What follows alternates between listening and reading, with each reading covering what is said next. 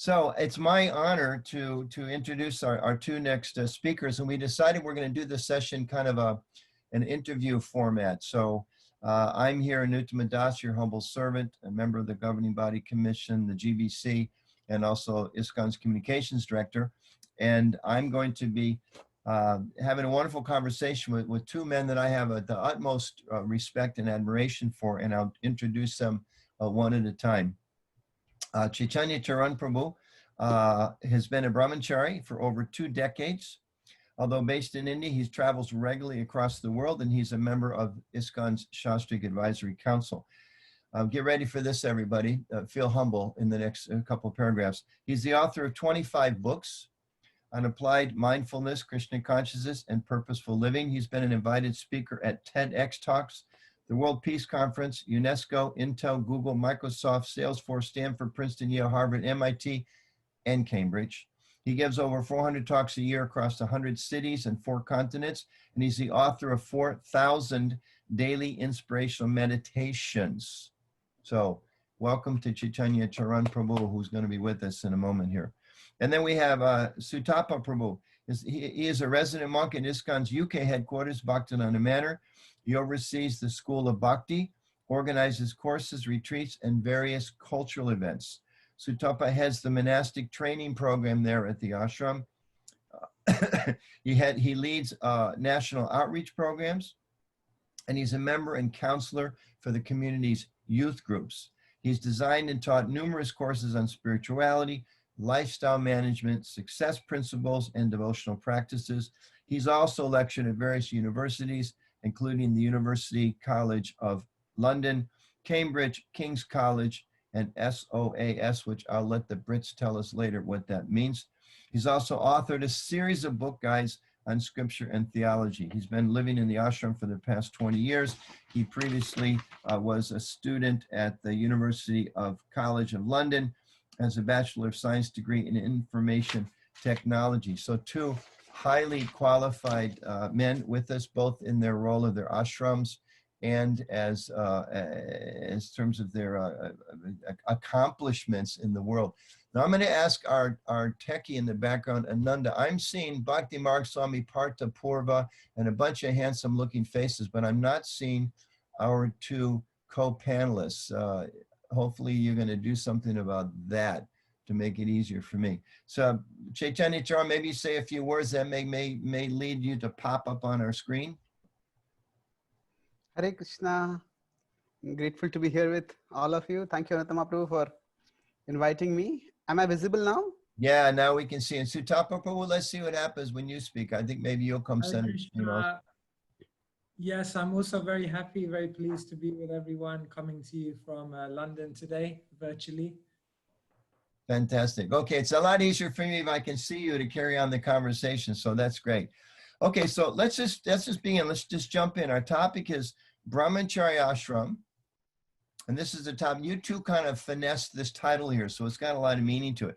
The spirit still matters, and so does the form. We know we've had panels on marriage yesterday. Later on today, we talk about fatherhood. We talk about masculinity throughout the ashrams. In this session, particularly want to look at Brahmacharya. Let's start out. Maybe start with you, Caitanya Carana Prabhu.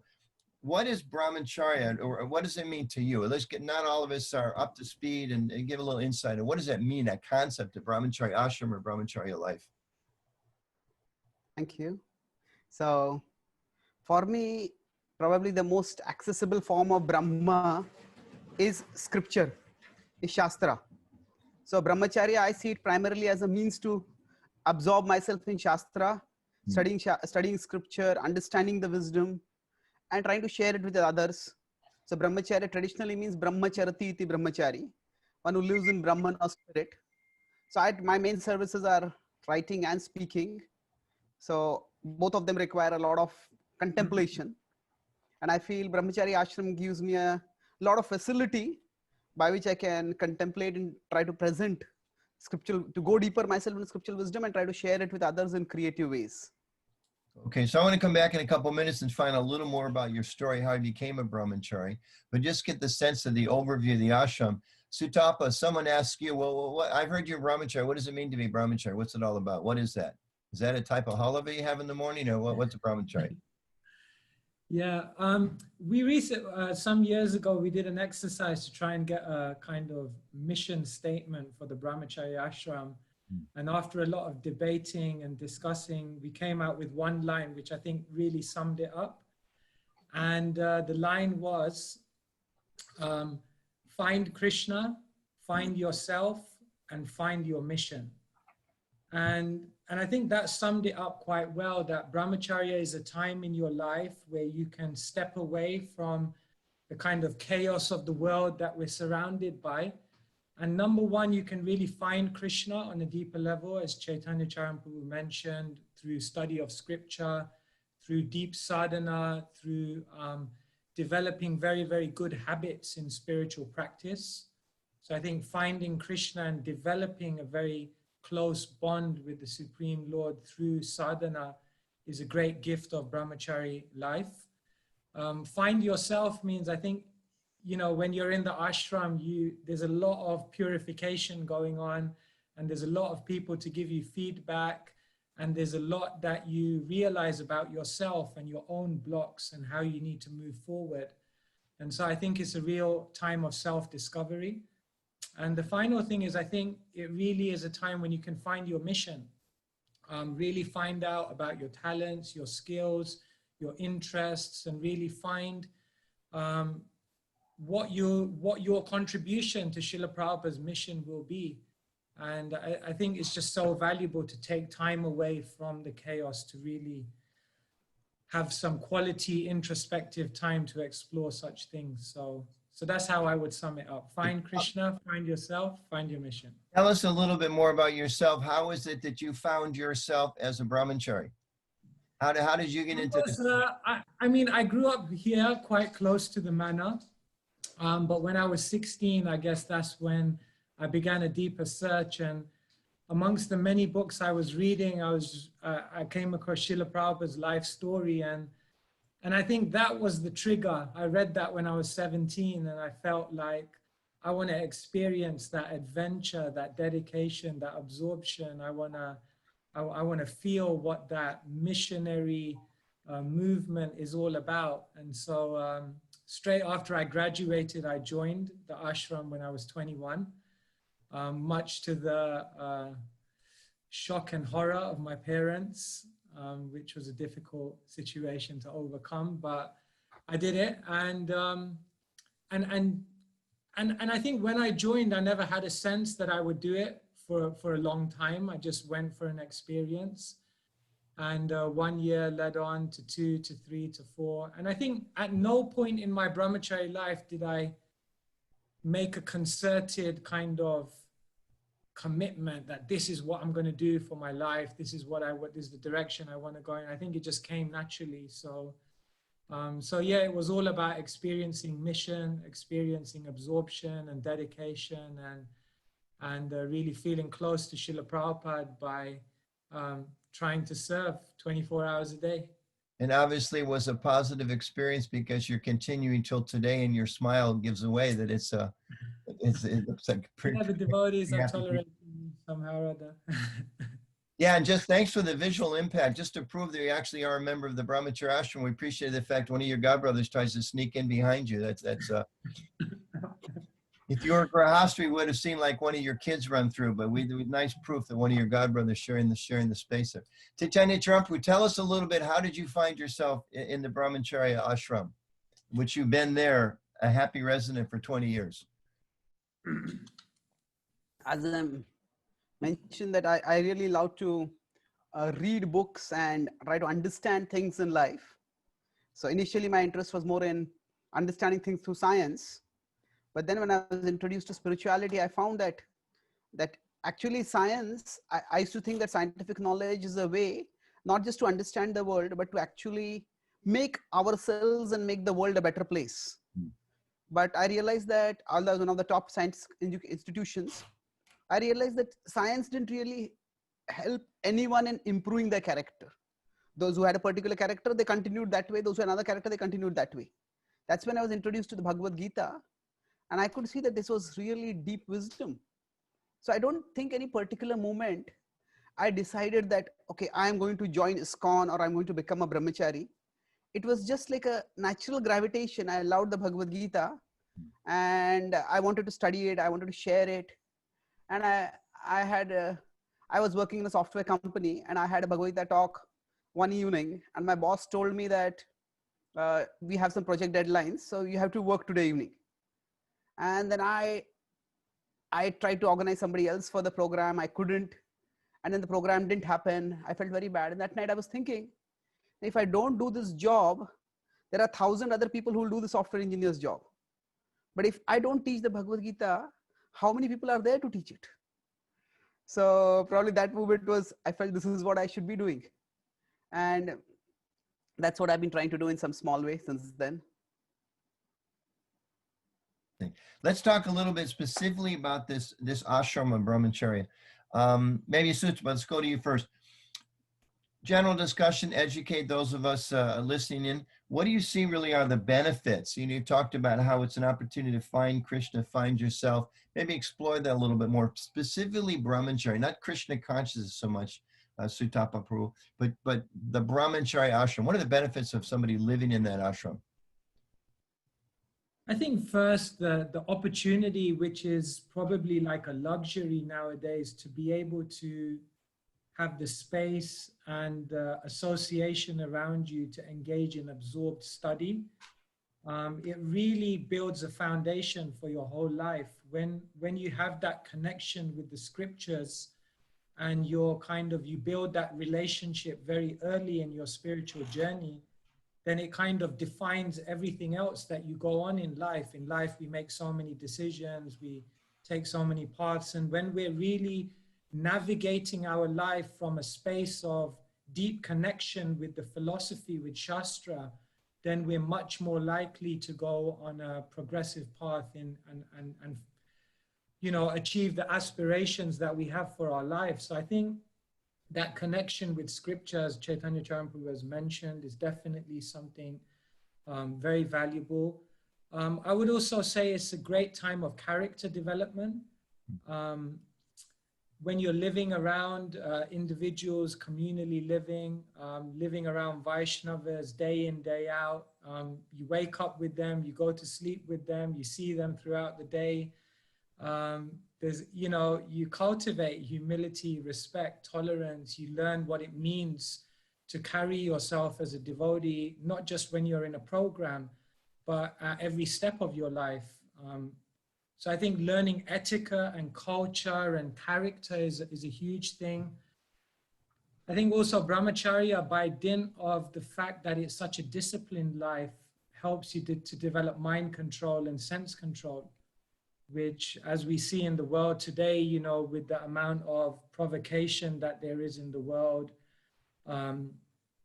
without mind and sense control and having that inner resilience to resist temptation, spiritual life again becomes a struggle. So you learn how to, as Krishna says, abhyasena tu kaunteya, the detachment, and through practice you really learn to control the mind.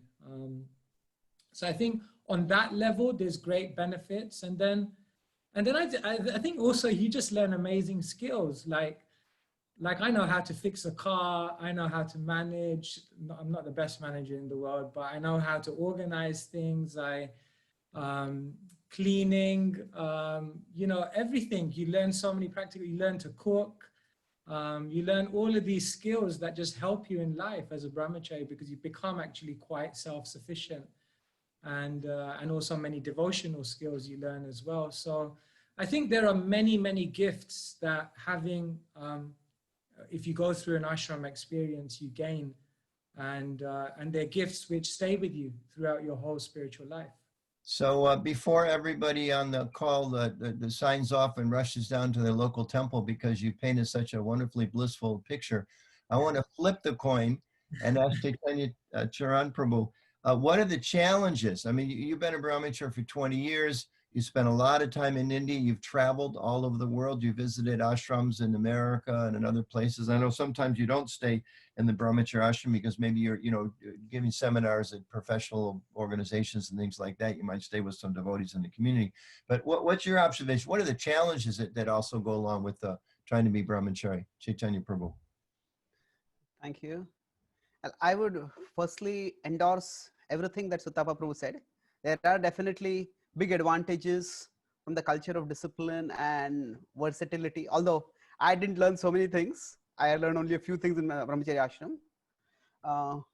Having said that, I would say that the main challenge would be that there is, we could say, some room and necessity for disciplining oneself, and there is also necessity for expressing oneself. So for understanding who we are and expressing ourselves. So unless the Brahmachari ashram leaders are very mature, the discipline part can be imposed very relatively easily. You have to wake up at this time, you have to eat at this time, you have to do these many services. These are the etiquettes you have to follow. But after some time, maybe 5 years, 10 years, 15 years, whatever time, I feel the devotees need to be given more space so that they can do the services that they feel inspired to do. Because if we're talking about discovering ourselves, if that's what Brahmacharya ashram is meant to do, after I discover myself, I should be allowed to be myself. So if that doesn't happen, then that leads to incompatibility. So for me, I am more of an introvert, and I can't stay with people for too long. And for almost 10 years, I was in a Brahmacharya ashram with 3 rooms and maybe 75 people. So I would just be agitated being over there. And there was no concept of to want to be alone was seen to be you're in Maya. You want to go into Maya. So of course, being alone is not always very good. But eventually, I was fortunate enough to meet leaders who understood my needs, and especially I discovered myself as an author. So what is it, discovering myself? If I had continued on in my career, I became an engineer, and I'm not really psychophysically suited to be an engineer.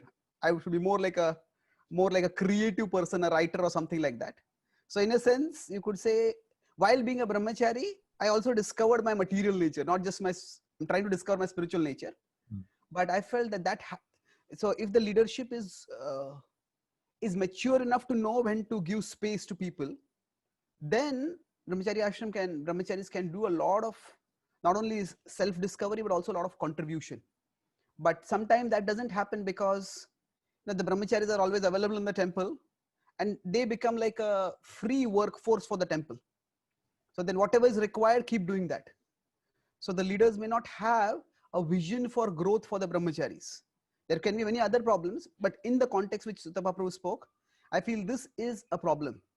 So many of the devotees who left the ashram, there are many different reasons, but one common reason I felt is that they felt there was not much vision for them to grow in the ashram. So they felt that, okay, I've been doing book distribution, it's wonderful, but is that what I want to do throughout my life? Is there something else I can do? But there was not much encouragement for that.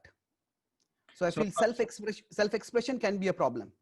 Yeah, if I'm hearing you right, it's interesting because I was asking what are the challenges, and I was thinking you're going to say, well, being single, some men want to get married, and of course, not everybody's suited to be celibate and all of that.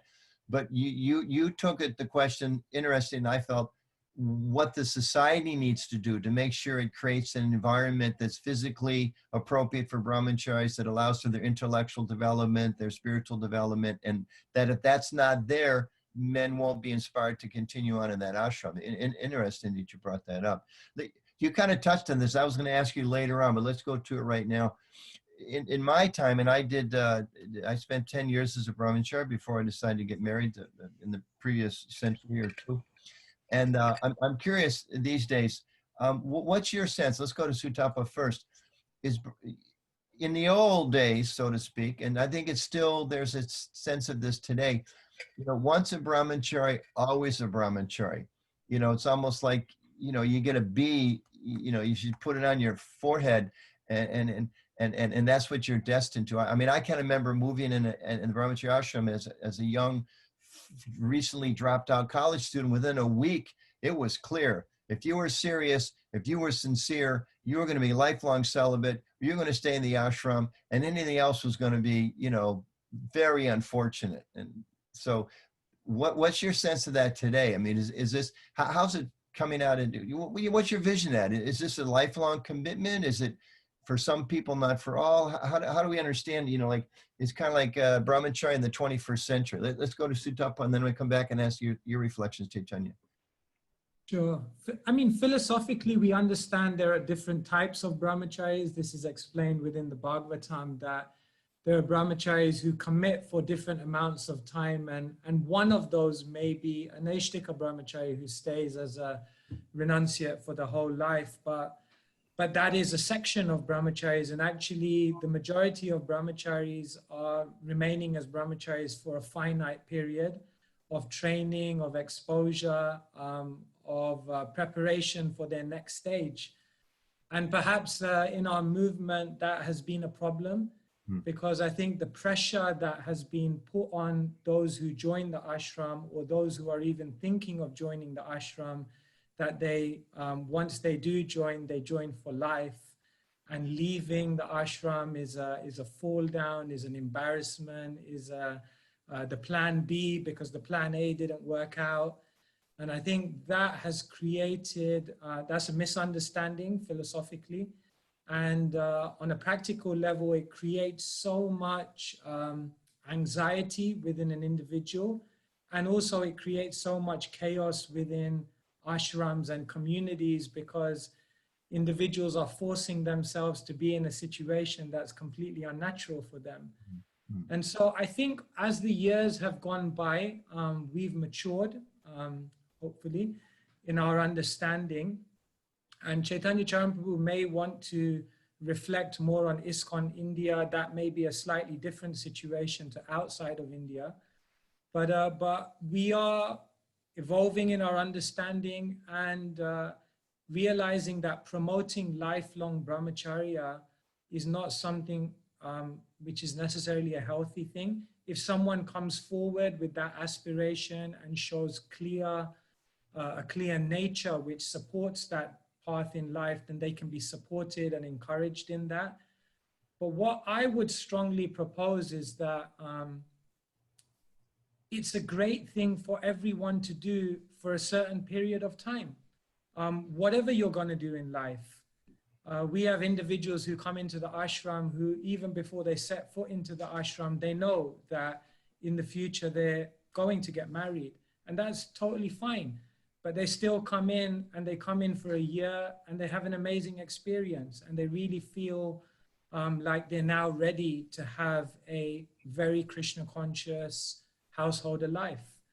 And so one of the things that I've always been a strong advocate of is that individuals do it for a certain period. And those individuals who of their own volition and inspiration and observation of themselves feel like they want to do it for lifelong or long term, can then be encouraged appropriately. Caitanya Carana, what are your thoughts on that? I think Yes. what Sutapa Prabhu is a little more based on what the scripture says. It's not based on the Brahmacari manual in 1976 when I was there. But what are you seeing about that sense of commitment and longevity and Caitanya Prabhu? Yes, I agree. And when you were saying this, that Brahmacharya ashram was recommended and Grahastha ashram was like plan B, I remember the way I was exposed, it was not plan B, it was the consolation prize. So there was a certain amount of negative press associated with it. And I think over time things have changed. And one of the things I have observed in Pune, in Mumbai, and a few other places is the places where I have seen that sometimes brahmacharis may live for 5, 10, 15 years. And then when they change the ashram, often they are assimilated within the same community without any kind of stigmatization. They become members and leaders in the same community. And I see that as a very auspicious sign. So in general, the training in the Brahmacharya ashram can be helpful And if there is no pressure, I think three things are a problem. One is, first is if there is pressure that when young people join in, that they come to Krishna consciousness, there's a pressure to make them join. That is unhealthy, and that has been there, and there it might still be there in some places. At least I'm talking from Indian perspective, that the pressure that we should join the ashram because there is some amount of almost minimization or criticism of the Grihastha ashram. And second is that if somebody finds that they're not suited to live in the Brahmacharya ashram, still they are pressured to push on because of that personal sense of defeat. That, oh, if I leave, I'll be defeated. And the third is, I would say, it's subtler, but it's long lasting, that even if somebody leaves, then they still feel that a Grihastha ashram is like a place where I failed and I came here. So then it happens that they have a negative attitude toward everything in Grihastha life, and that's not healthy for their family, for their career, for their life itself. So if those factors can be avoided, then having the Brahmacharya experience, if somebody goes in itself with like a planned course. I was in Denver and I attended once a Brahmachari graduation ceremony. So that was a beautiful concept. I had not heard about it. That it is planned that a Brahmachari joined for a few years, did some services. And then when he was leaving, just like in the tradition, at least in India, a devotee is given saffron clothes after they live in the Brahmacharya ashram for some time. First they wear white and then saffron. So after that, the spiritual master gave the devotee white clothes. So there was absolutely no sense of failure. It was a sense of achievement, that this was something challenging which you completed. And I felt that would be a very healthy way of taking things forward in that moment. I can recall, and the thing that often scares me when I think back about, so many good things in ISKCON of the distant and not so distant past. And there were definitely some things that were done in the early days and not so distant early days that weren't very good. And I hope we're giving up the negative things and learning from it, maturing, as you both are saying. But sometimes I think, and I've seen some of the negative patterns continue in more obscure parts of the world. I know I travel a little bit, and sometimes I go places and I go in an ISKCON temple and I kind of feel like, wow, this is like USA 1986. Or wow, I thought we stopped, using words like, the neighbors are all karmis and things like that. I thought we stopped doing those kind of things. So in the similar way, I remember literally, some of the buzz in the Brahmacharya ashram. Hey, Prabhu, did you hear who fell down? No. Who's he marrying? That was kind of the talk. So my question to you both, because you're both, you're practical men, but you're also theorists, you're intellectuals, you're thinking about things. Is your observation, is that cultural change happening? Are men in the Brahmacharya ashrams these days? Is it just an occasional place like Denver or maybe London or maybe Chowpatty or Pune? Or do you think this cultural change is actually happening where Brahmacharis, as you two are advocating, are being trained to be, that this is a stage of life. Some of you are going to go for the rest of your life, but many of it's a stage, and preparing them. Do you see that happening, Sutapa Prabhu, or are you just kind of painting a nice rosy picture for us? Maybe I'll ask Caitanya Carana Prabhu to comment first, because he's more well-traveled than me, so he could probably give a better sense. Okay, that gives you a couple minutes to think about what you want to say. We got it. Go ahead, Caitanya Prabhu. Okay, so certainly I see the change. And I was introduced in 94, 95, 96. I joined in 98. So the ethos of the Brahmacharya ashram in that time and what I see now, there are significant differences. And it also, I sometimes like to say that we at ISKCON are like a joint nuclear family. We're all joined together, but every temple is like a nuclear family, and each temple's leader determines the mood over there. So it's very difficult to make a generic statement about ISKCON in general.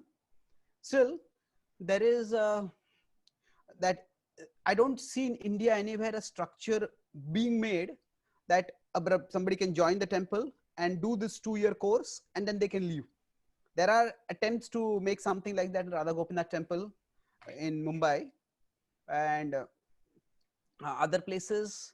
People join and leave. I think the leaving part is not that well structured, but we are moving in that direction.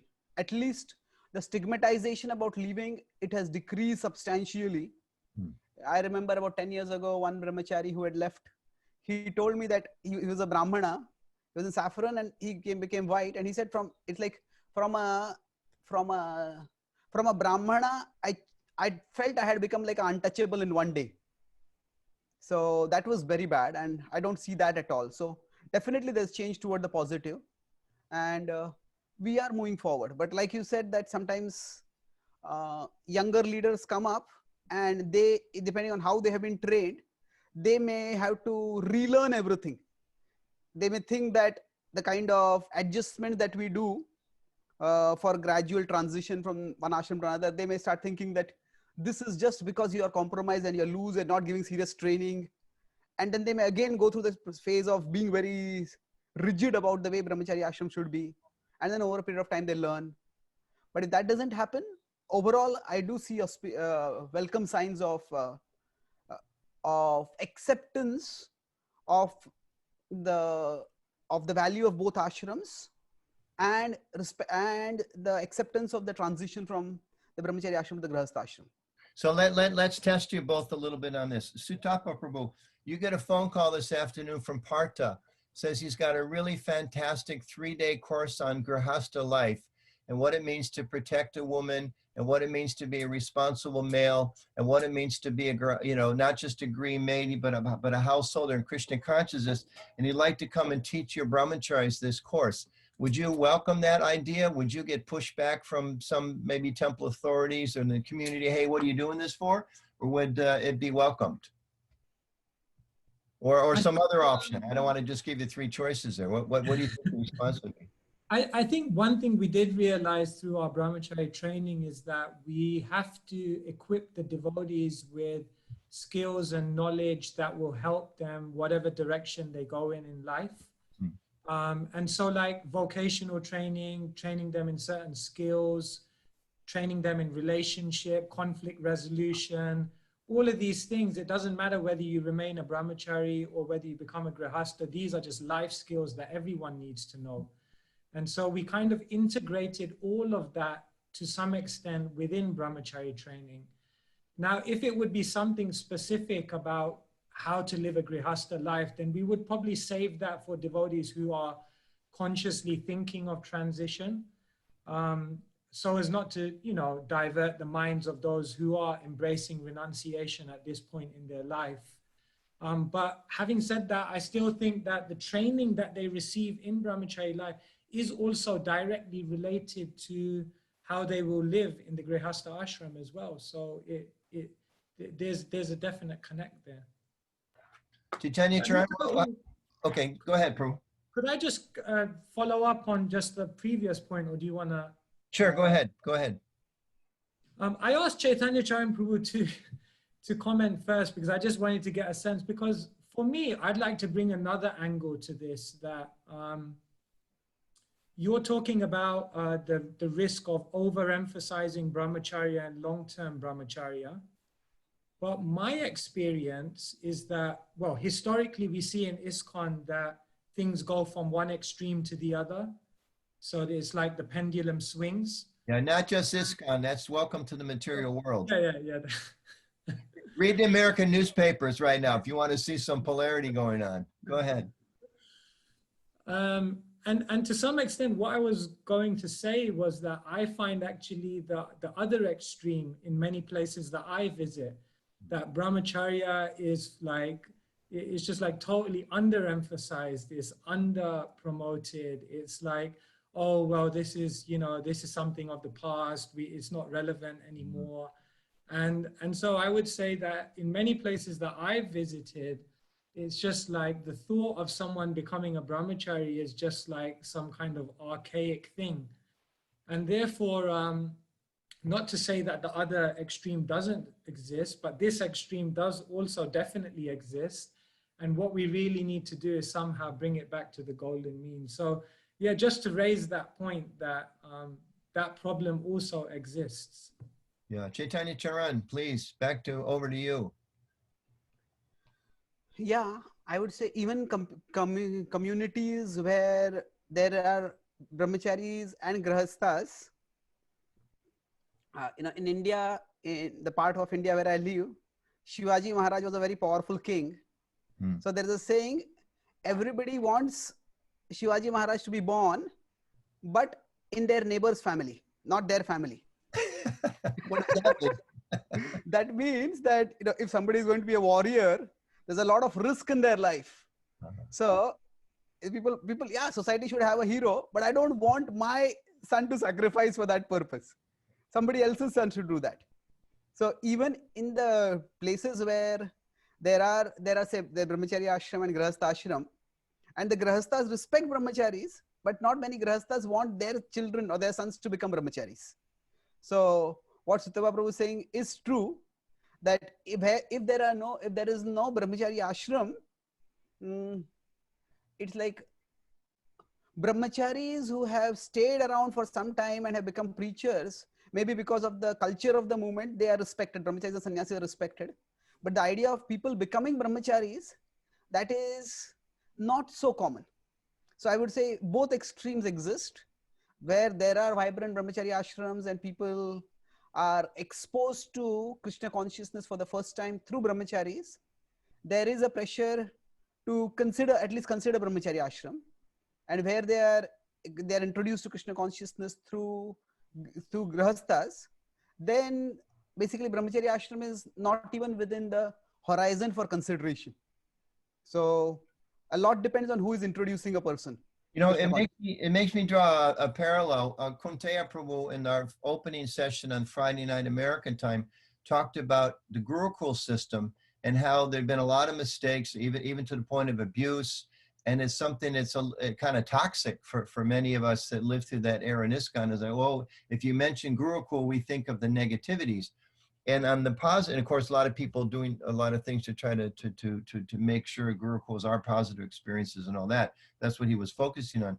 But it draws another parallel for me. Vaisheshika Prabhu, who's based in North America, but travels a lot, and he's got a whole team of people, and trying to kind of change the culture, that the sense of being a Hare Krishna book distributor means people are left with a bad experience and you push people and we get a bad reputation. They're really trying to change the whole culture that, no, this is, I think one of his number one rules is leave everyone with a good impression. So the whole mindset of what it means to distribute books in this kind, I think it's getting back to what Prabhupada wanted to be, really an act of love and the sharing of Krishna. And I'm hearing you saying the same thing. We need to kind of change the perception of Brahmacharya. And I think maybe one obstacle, well, let me ask this as a question. Is one of the obstacles, Sutapa, because you mentioned it's not around in a lot of places, is it perhaps the sense that, as Caitanya Charan said, you're pressured to join, you're pressured to stay, and when you leave, you're left with a sense of failure. Is that perhaps part of the reason that that there is a vacuum of Brahmacharya ashrams in many places? Yeah, definitely. People fear failure. They fear the fact that I may enter, I may not be able to do it for life, and then I'll just be like a dropout. I think we need to go in the direction where we have programs. So for example, in London, and I'm not saying it's perfect, we probably need to develop it further, but we have a program called the Sabbatical where individuals come, usually after they've completed their study, or many of them often are professionals who are working, who get a year out of unpaid leave or whatever it may be. And in that 6 months to 1 year, they visit the holy dhams, they do a bhakti shastri, they go out and do frontline Hare Krishna missionary work, leaving everyone with a good impression. And they do their own deep study. And I think after a year, it's a program and they graduate and it's a success and they feel nourished and everyone feels that they've gone away with a great wealth of experience, skill and knowledge. And so I think if we go in that direction, then we'll find a lot more individuals who will come and we'll find the individuals who come will have a much better experience. And I think we'll find that the individuals coming out will be huge contributors to the Krishna consciousness movement by dint of the fact that they've sacrificed 1 year of their life to practicing spiritual life in complete absorption. You're probably more familiar than me, but the Mormon church, I think they have like a kind of whole program where 2 years, everyone does 2 years of missionary work. And it's just kind of built into the culture. And I don't think they stay longer than 2 years, practically no one. I lived in Salt Lake City, which is the headquarters of the church for many, many years. And practically every day in the airport, every flight that lands, there's a family of about 30 people with balloons and welcome home, Bobby, and you're our hero. And literally it's like, it's a samskar, you know, like the family sees them off and the family's there to greet them back and they're a hero, and they went out and they talked about people about God.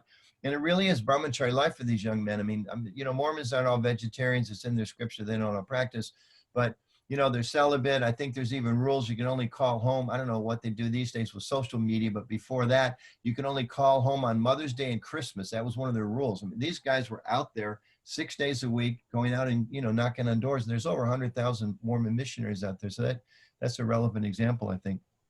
Caitanya Carana, your thoughts on this question? What do we need to do to change the culture, or is the culture changing? Yes, I remember I was in Australia at one devotee's house, and their son wanted to become a brahmachari or get brahmachari training. And their family is one of the leading devotees in their congregation. Still, they were all in panic because they felt that this was not his nature. So I connected them with one of the leaders of the temple in Chowpatty, one of the managerial leaders. And he talked with them, and he assured them that you know, if he comes for a training for 6 months or 1 year, whatever time he decided, we will make sure that after that he leaves. So if he has to come back, he has to go back to you, and he has to take your blessing, and only then he can come back. He will not. So the one fear, especially in India, and again, I'm talking more from Indian perspective, although I've traveled across the world. In fact, in India, there were some videos made on public TV channels where some boy's father was poor, mother was sick, and still he left and became a brahmachari and was not even ready to come to home see his mother. That created quite a bad kind of PR. So now, at least in some of the temples I have seen, there are strict policies about who can become a brahmachari. Because in India, at least, the male son is expected to have some responsibilities for the family. So nobody is allowed to join directly after they get there. If they are introduced in college to Krishna consciousness, they don't join immediately after college. They are expected to work for some time, gain some experience in case they need to come back again later.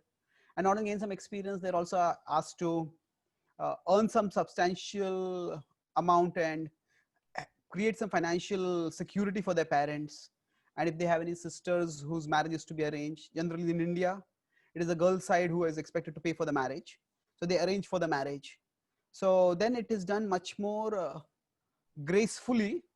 So it is not so much seen as as abandoning responsibility.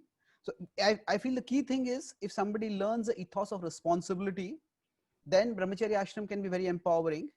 And if they eventually decide to change also, they will take up responsibility elsewhere also.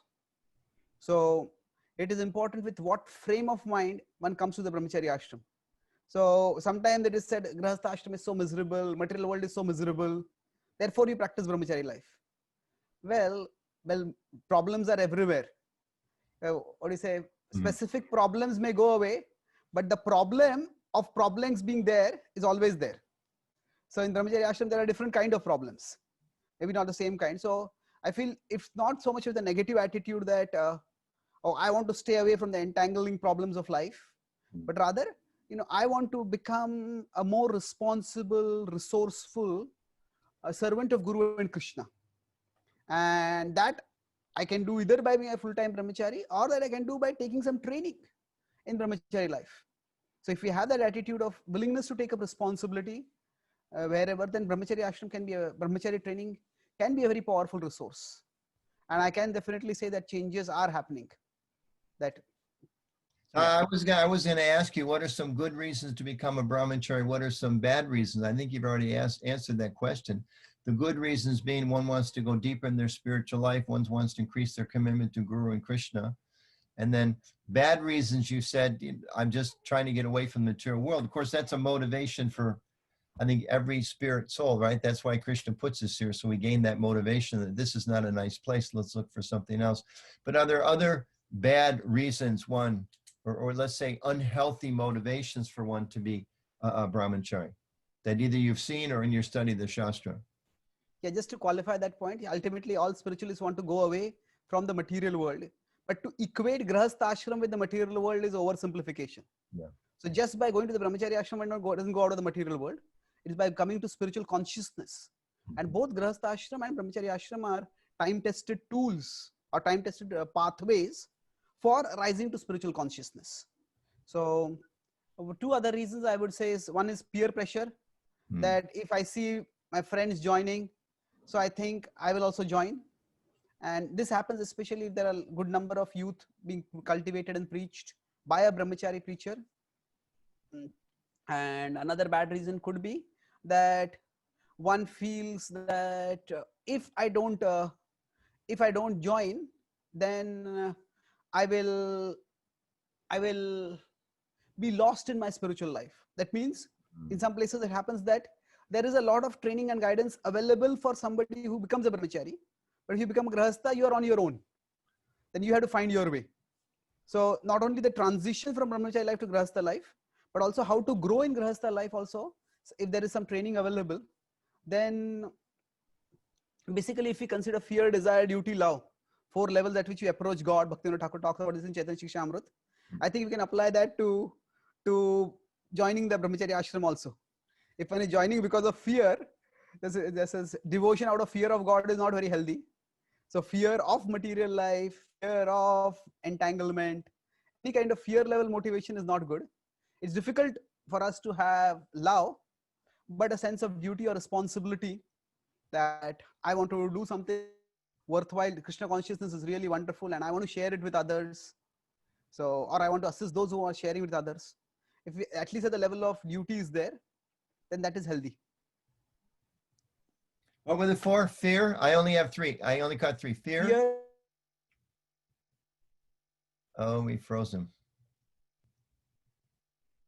Okay, we're all stuck on the platform of fear. We can't go any deeper. This is a problem. All right, he'll come back in a minute. Sutapa, I want to go back and then ask another question for you. You talked about the gap year. I think you used that term. I've heard that here in the States, that people go for a 1-year period or 2-year period like the Mormons, something like that. What if somebody's lifestyle doesn't allow for that?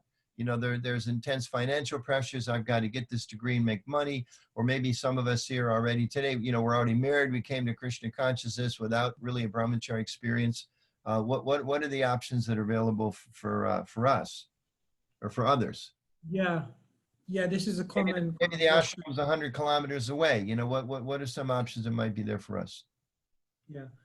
I think one interesting thing, which I'm not sure about North America, but was really developed in the UK, is the more and more retreats. I guess something like what we're having today, but week-long retreats, 2-week-long retreats, month retreats. And I think the more we can develop that culture in ISKCON of having absorption retreats, very immersive experiences for fortnights, 3 weeks, 1 month, a year, where individuals can go away, maybe to the Holy Dham or to a center somewhere and have a really immersive experience of Krishna consciousness. I think they can also, through those retreats, get a lot of the same kind of benefits that they might get from joining the ashram. Of course, it won't be exactly the same, but I think it's a good alternative if ashram training is not possible. So that's one thing that I've seen to be very, very valuable. But I do also have to say that the concept of people taking a year out or 6 months out, even if they're in an established job, for example, is not something unknown now. I mean, people often do that. They take a break and go traveling for a year, or they're thinking of doing a career change, so they take a sabbatical. So I think it requires a little bit of bravery. And I think this is also a point to raise, that in order to give yourself completely for a period of time like that requires some courage, because there will be cynical people, there will be doubts within your own mind, there will be doubts about what will happen after when you re-enter into the real world, as it were. And so it does require some bravery. But the wealth that you gain from that, the spiritual wealth, can be an amazing payoff. Great. I'm going to open it up for questions in just a minute. There's some dialogues going on in the chat box and also some questions, so I'll come back to there. But I want to go back to a point that I think both of you brought up, and you touched on a little bit here with your conversation about retreats and immersions. What are some of the things, because you talked about, in some parts of the world, too much emphasis, or in some parts of history, perhaps, too much emphasis on Brahmacharya, sometimes not enough. And in part, Caitanya Carana talked about how 75 men in 3 rooms, and he had, he took the option of kind of carving his own path out as a Brahmachari. Others may feel the pressure, actually this is my preferred lifestyle, but there's no facility here. I'm just a workforce, as some of you mentioned, 1 or 2 you mentioned earlier on. What are some of the things looking as communities? Every one of us on the call today, we're in a community somehow or other, maybe a small community, maybe we're a leader in a large community, maybe we're a congregational member. Either way, we have influence on our communities. What are some of the things that communities could be doing or should be doing, in your perspective, to strengthen the opportunity for Brahmacharis, and Brahmacharya experience? What are some of the practical things we could be doing? One of which you mentioned, organizing retreats and things like that. What are some other things could be doing? Both for the men in the ashram and for people to get that experience. I think the single biggest thing that is, sorry, is a question for me, or is it? Actually, I lost you, but you popped back on my screen, which is great. Why don't you go first, and then Sutapa, and then we'll go ahead and open it up for some of our questions from the larger audience. Yeah, I think one of the things which I feel is missing is that Guhyam Akhyati Pruchyati, where you have somebody close to you with whom you can open your heart and discuss, because often there is so much discussion about standards and purity, and because of that, there is a high level of judgmentality, and people try to, because they don't want to be especially judged and rejected. So often it's very difficult to open one's hearts. So I think retreats and other things are good, but those are not so much in, say, an individual's control. An individual can take the initiative. Oh, we lost him again. Okay, we're going to do tag team. Sutapa, finish his sentence and continue with your thoughts. In finding out those devotees with whom we can act with them. Because sometimes those devotees may not, right, they may not be there in the same place we are, same service we are in. So if there are some people with whom we can actually open our heart and connect, with whom we can have Guhyam Akhyati Pruchyati, opening that we need, I feel if that is there, then that is very helpful for everyone in every ashram. But for Brahmacharya ashram, it is, even in Brahmacharya ashram, people may live close to each other in relatively cloistered environment, but still that doesn't necessarily mean people will be able to open their hearts and come close to each other. Good, very good. Sutapa Prabhu, your thoughts on that same question? I'll just say one thing and then I'll come on to that. I think social development in ISKCON is obviously a huge topic, and we really need it. And I think every ashram can have its own complaints. You know, the Brahmacharis can complain that they're just a labor force. The Grihastas can complain that we're second-class citizens and no one appreciates.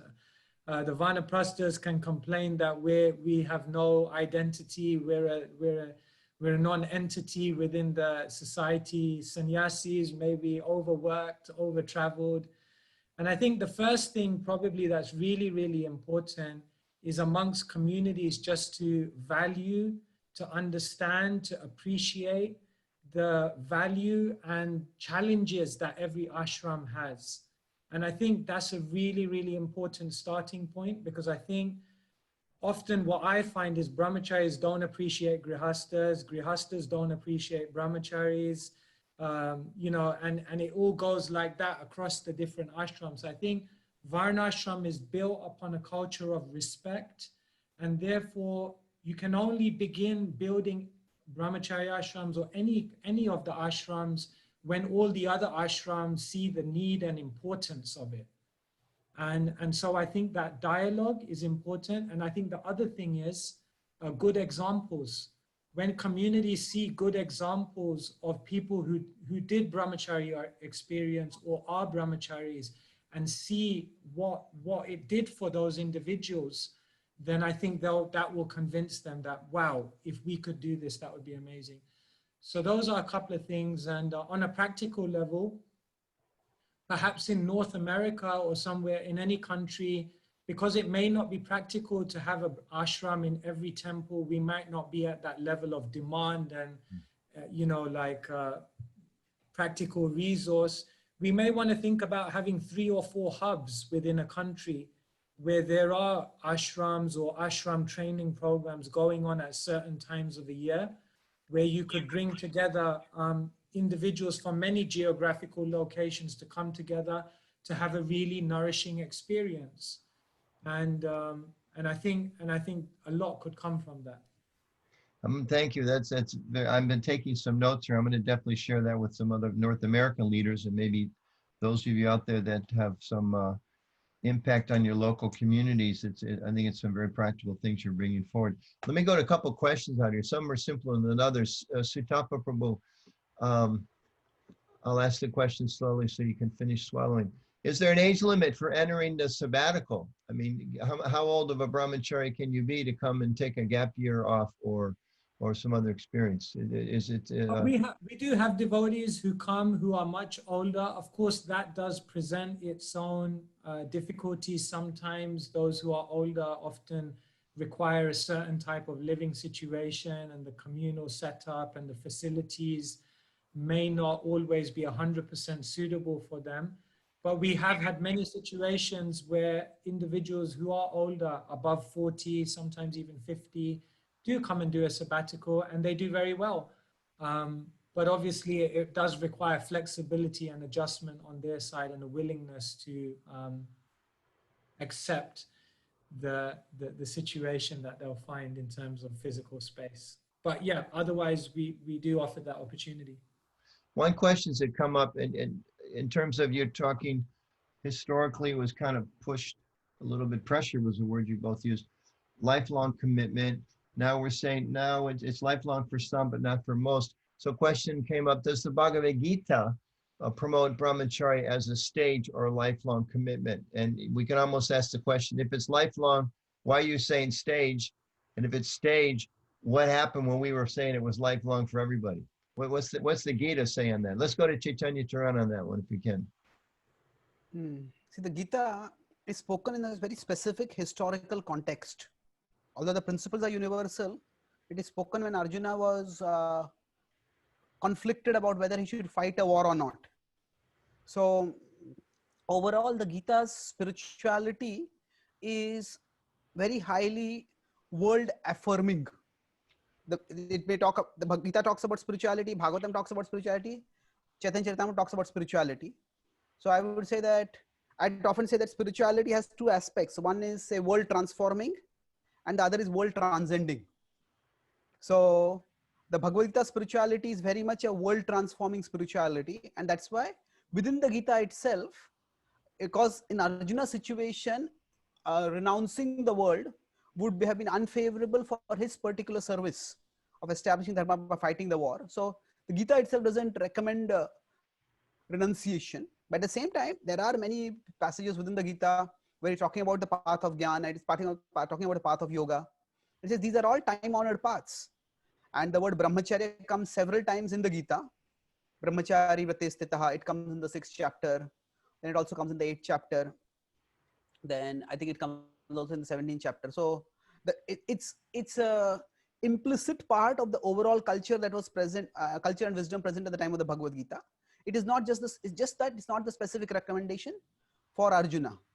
And as far as stage and lifelong, well, both are true. For everyone, traditionally, it was a stage in their lives. Brahmacharya was a stage, and for some people, it was lifelong. So that's how both can be reconciled. Sutapa, would you like to comment on that?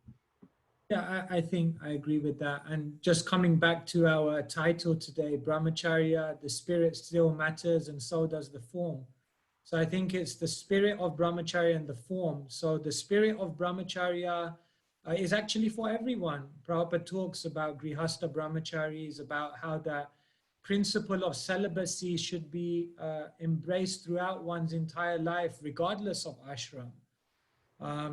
And yes, the form also, the form of Brahmacharya may well be embraced for one's entire life.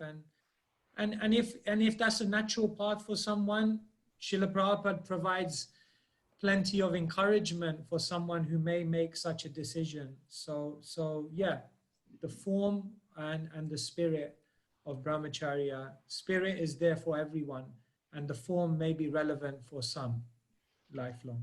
So let's talk about 2020 or 2021 right around the corner. And of course, we know first you start with an ideal, right? Prabhupada told the gentleman on the park bench in New York, temples are there, devotees are there, books are there, it's just time is separating. So we need a vision. Leadership means vision. And you both presented a vision and also your examples of practically applying it.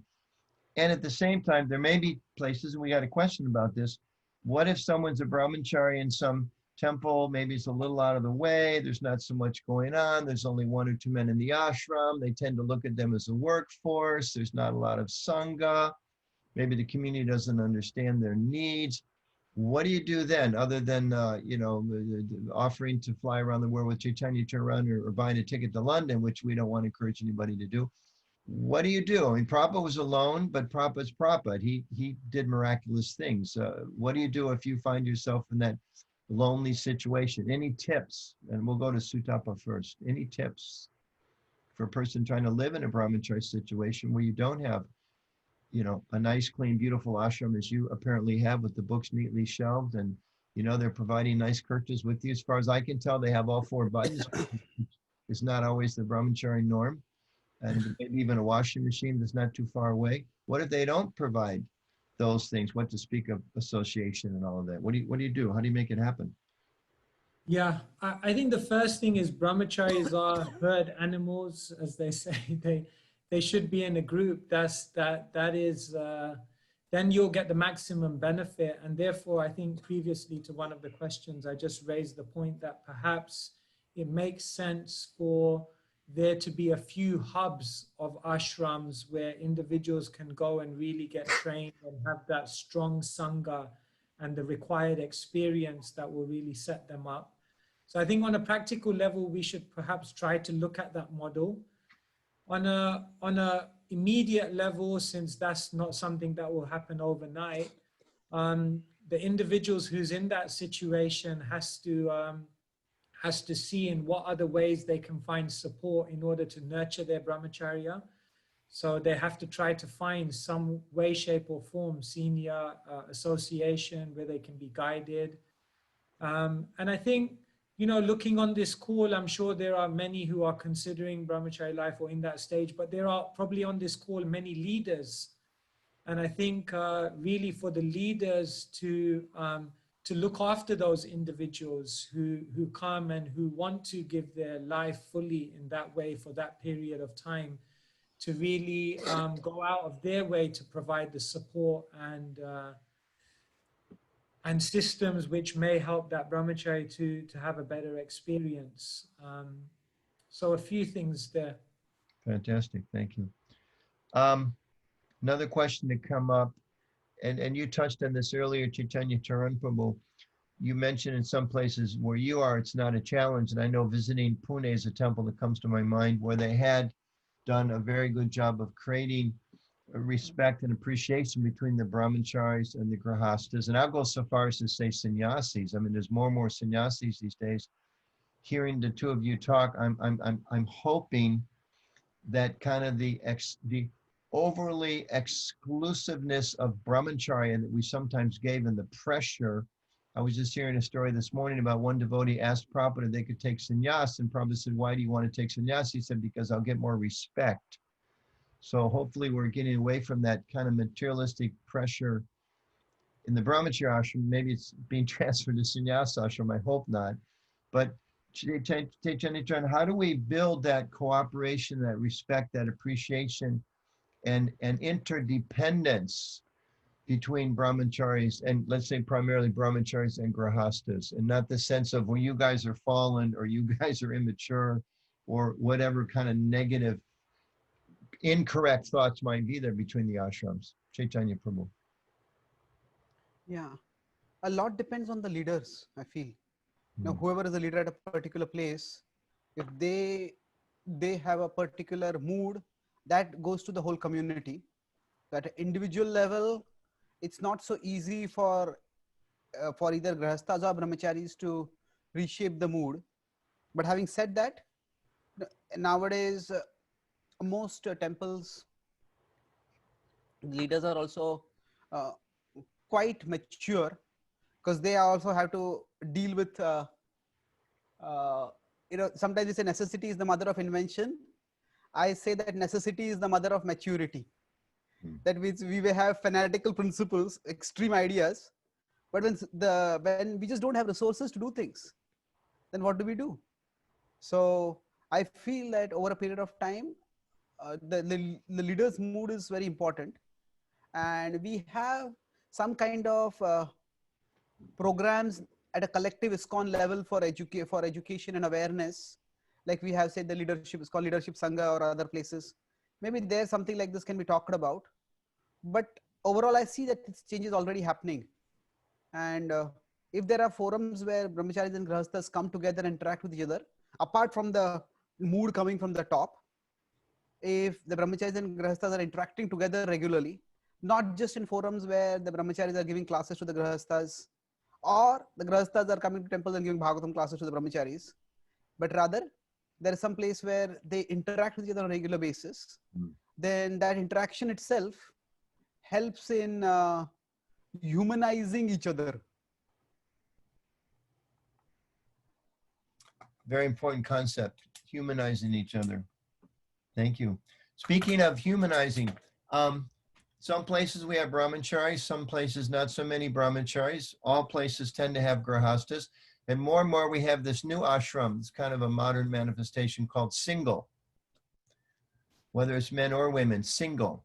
Now, this isn't exactly the brahmachari context, but we're talking about with you two, and you're both very learned and philosophical, and you deal a lot with young people, and you think a lot about social issues. What's your take on this singleness?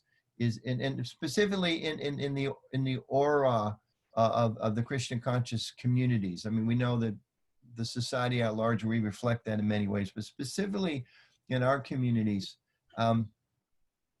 is that a healthy thing?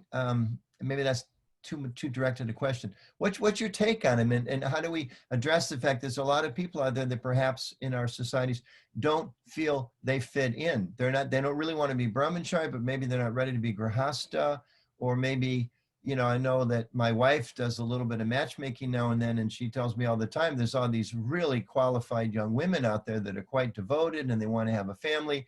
And where's the guys? They're kind of floating out there as singles. So just some reflections on that sociological phenomenon, if you could. Let's start with Sutapa on that one. Yeah, this is a very real phenomena. In one place in the UK, they have something called a contemporary Vedic house. And it's where single men live, but they have their own space, and they have a certain amount of independence. And they're not quite living as brahmacharis, but at the same time, they're not in a space where they want to enter the grihasta ashram. And therefore, it's kind of like a middle situation. So it's a very real phenomena. It's happening. And individuals do feel like that often, that they don't quite fit into the brahmacharya ashram, but at the same time, they don't have a desire to get married. From a philosophical point of view, obviously we understand that every ashram has certain aspects which are inspiring and which provide many benefits and which can grow you. And there are also limitations and restrictions as part of that ashram that also purify and contain you within a certain framework. And so therefore ashram obviously comes from the word ashraya, which means shelter. And so being in one ashram or the other provides one shelter. And so the risk is when you adopt a life which is in between two ashrams, then there is a risk that you may be taking the so-called benefits of different ashrams without the necessary responsibility that also goes with them, and that could lead to problems. Having said that, we are all individual. We're living in a time and an age in which things are very, very mixed up. And before we've come to Krishna consciousness, there's so many things that we've gone through. And so I don't think we can discount the fact that there may be very sincere individuals who are meant to remain single, but not in a Brahmacharya ashram. However, I think it has to be done with caution and with a lot of guidance and with a lot of introspection for anyone who decides to do that, to ensure that they're doing it not because they're trying to escape the responsibility of one ashram or another, but rather because it's a situation which facilitates greater service in a very natural way. Caitanya, would you like to comment on that same question about singles? Yeah, sometimes here in India, there's a portmanteau which is like a humorous one. There's Brahmachari and there's Grahastha. It's called Brahmastha. So Brahmastha. So those people who are in between, I would say 2-3 things. Initially, maybe 10-15 years ago, I was strongly critical of that because I felt that maybe it was more like what I had learned from others, that there is no such thing in the tradition. That either you are Brahmachari or you are Grahastha. But over the years, we don't have facility for providing Brahmacharya ashram for people, and people don't have the liberty to just relocate with their jobs and other things and come and stay in ashram. So we have to make the best of what we can. So my current understanding now is that, basically whichever ashram we are in, there has to be responsibility and there has to be accountability. So in the Brahmacharya ashram, that accountability is provided by the other brahmacharis and the ashram leaders. In the Grahastha ashram, it is provided by one's family. So if somebody has to live alone and they have to practice spiritual life, if somehow they have some friends with whom they can be accountable and they have some responsible services, then I think they can also grow through that situation. And I don't know how nowadays I've seen devotees are also doing virtual morning programs where people have classes and they even do japa together. So there are many things which can be done resourcefully. But so there is like our title of the form matters, the substance matters, and so does the form. At the same time, it may be that the form may have to be adapted. So according to situations, they say in associated Pune and several other places, there is something called base, where there are students who go to colleges, but they do a morning program in the morning, a shortened morning program before they go to college, go to the university, and then they come back in the evening and do something spiritual or do something academic. So there could be adaptations which could be created. So I think that is going to be a phase where a lot of people are going to find themselves in. So how do if we just reject them, saying that then we are going to lose them. So some amount of creativity to see how they can be adapted. Which very much is the spirit of Srila Prabhupada and Srila Bhaktisiddhanta Saraswati Thakur. And we're reminded Chaitanya Mahaprabhu himself took sannyas, as the Shastra informs us, because he was thinking of a way to somehow attract these people that didn't fall into the normal pattern. Well, not normal, but the ways that Krishna consciousness was spreading. he saw he needed some other techniques. So I like this point you're making, being creative, being flexible in terms of other people's positions. Sutapa, somebody brought up a question about ashram situations and how there's educated people out. Oh, comparing, let's say in India, as Caitanya Carana Prabhu was explaining, a lot, not all, but a lot of the temples have it where you have to get a degree, you've got to go to work, you've got to put money into some kind of a, savings account, as we would call it, for your family. Is that a model for the West, for London, or is it just not an issue? There's enough healthcare, retirement funds for the parents, or how do you see? Is that an example of something that's applied in two completely different cultural contexts, or does it have some validity or something we can learn from that model in the West? I think there could be two reasons for having such things. One thing is a practical security, kind of a material security thing, to make sure that if and when that individual does leave the ashram, then there's a secure situation for them to re-enter. The other reason, as I understand that such an arrangement may be in place, is to ensure that the person who's coming in to the ashram is someone who's serious, someone who's responsible, someone who's not coming in just because it's an easy option and they want an escape. And by doing the necessary, passing those requirements, ensures that when they do come, because they've done a lot of things before they come in, they really take it seriously, they value the experience, and they get the most they can from it. And so that's what I understand conceptually why you'd have such a thing.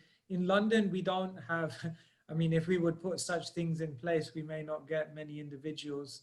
But there are certain things that we may expect of someone before they enter the ashram: a certain amount of exposure with the devotees, a certain amount of steadiness in their own spiritual practice, and like this. So I think the main principle is to ensure that someone's serious, that they value their entrance into the ashram, and it's not just given to them on a plate, so that they can get the most out of it.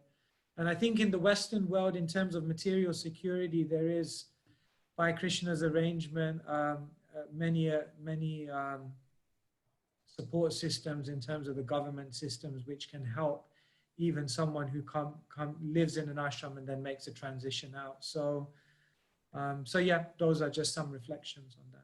Okay, we've got just about 5 minutes left. One other question popped up, and then I'm going to come back, and if we have time, ask you for closing comments. But let's go to Caitanya in this one. It's similar to this question about being, the singles ashram that's out there. What if somebody doesn't feel they're responsible enough for the Grahastha ashram, but they don't feel they're renounced enough for Brahmachari? Are they like a riven cloud with no permanent status, or what's their situation? How would you advise them?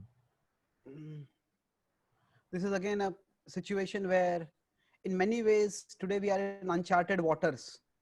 So the kind of society that we live in is very different from the kind of society that, say, when the scriptures were spoken was there, and even the society that was 50 to 100 years before. So broadly, my understanding is that we have material desires. Some of them we need to fulfill and purify. Some of them we need to resist and purify. So the ashrams are pathways for that. But if somebody doesn't feel that they fit into either of the ashram, then one at least needs some guidance and some sense of responsibility by which, one's, we could say, material energy is channeled in a way that it doesn't impede one's spiritual growth. So ideally, if somebody can fit in one of the ashrams, that's good. But if they can't, then the overall principle of both the ashrams is that the material energy is channeled while the spiritual energy or the spiritual growth is facilitated. So what something could be done, Prabhupada says in his Nectar of Devotion lectures that I have practically invented this Krishna consciousness movement. And what he means is that it's the spiritual master's responsibility. He's commenting on that.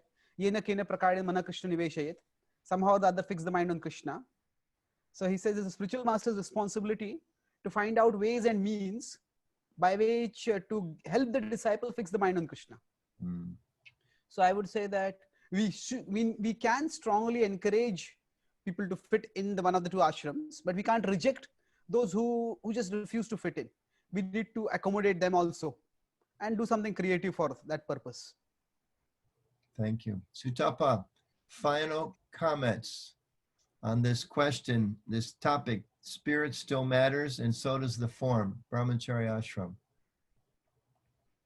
I think if individuals are in a situation in their life where they can take some time out, and leaders can create powerful, relevant programs, it's an invaluable experience in Krishna consciousness.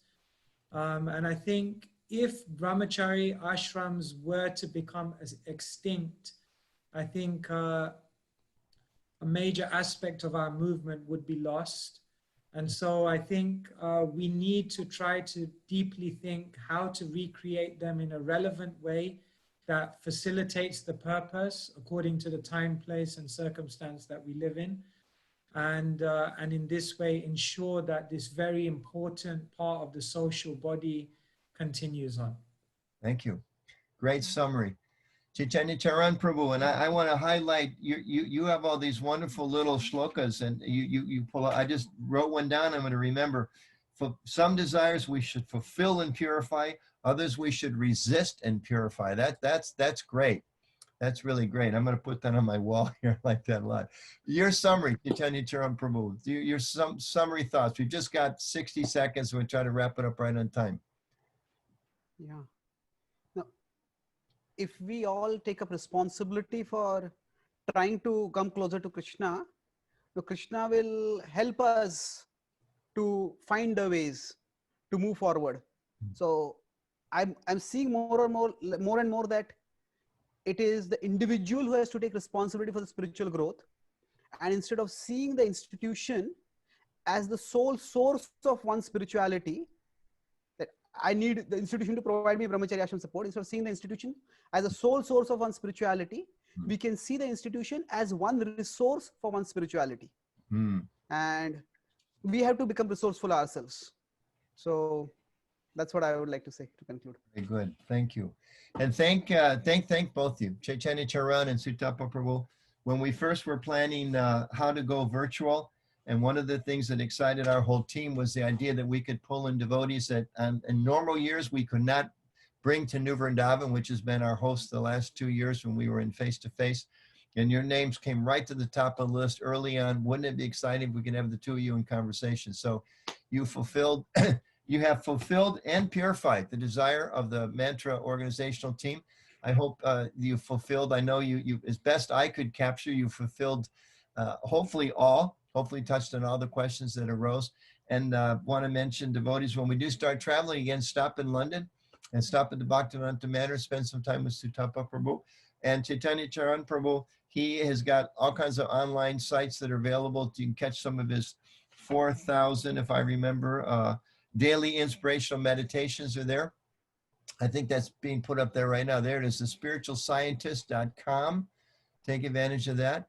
And I think just in summary from my side, you've really given us a lot to think about in terms of the maturing of the Brahmacharya ashram, the need for the community, the leaders, the congregation to step up and see the importance of creating a healthy environment for Brahmacharis, of protecting Brahmacharis, facilitating that sangha, those relationships. Seeing Brahmacharis are an essential part of our society, and that we all have a responsibility, a shared responsibility to see for the cultivation, the provision for Brahmacharis in a healthy way, and that really benefits all of us. It benefits the temple, it benefits the individuals, it benefits future grahastas, it's going to benefit the children. Going way back in the beginning, you talked about creating character and self-discipline. Those are all essential qualities for men. So thank you so much for being with us. And hopefully next year, if we do it face-to-face, maybe we can talk about some responsible grahasta coming forward and providing you both a plane ticket to join us. Or if we do it virtually, and hopefully get an opportunity to have you join us again. So we're going to take a break for about 8 or 10 minutes, everybody. When we come back, we're going to have the next session, which is looking at the question of Vaishnava masculinity. Is there such a thing? We're supposed to transcend these bodies, but at the same time we're in it.